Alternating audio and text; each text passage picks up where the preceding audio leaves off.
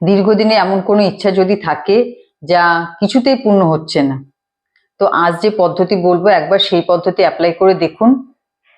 আশা করি খুব তাড়াতাড়ি আপনি রেজাল্ট পাবেন, কারণ বহু মানুষ এর দ্বারা উপকৃত হয়েছে এবং হয়ে চলেছে।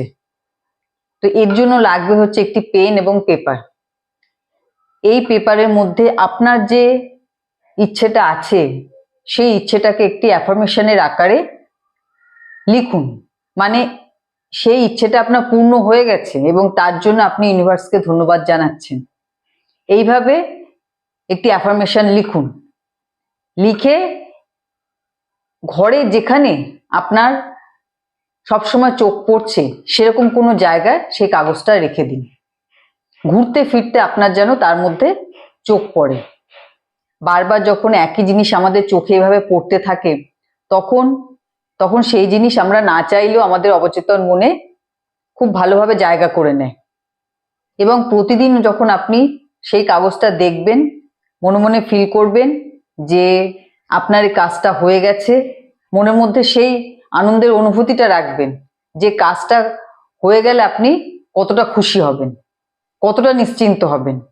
সেই অনুভূতিটা মনের মধ্যে রাখবেন। যতবার কাগজটা দেখবেন ততবার মনে মনে সেই আনন্দ উপভোগ করবেন।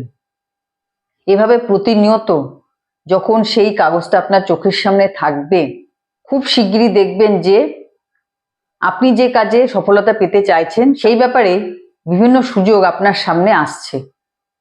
মানে আপনার অবচেতন মন আপনার সেই ইচ্ছেকে পূরণ করার জন্য কাজ শুরু করে দেবে এবং বিভিন্ন রকম সুযোগ সামনে থেকে আপনার জীবনে আসবে, যেগুলো আগে আসছিল না।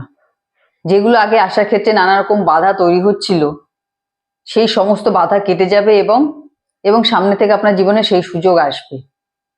এভাবেই আমাদের অবচেতন মন আমাদের যে কোনো ইচ্ছাকে পূরণ করার জন্য অ্যাক্টিভ হয়ে যায়।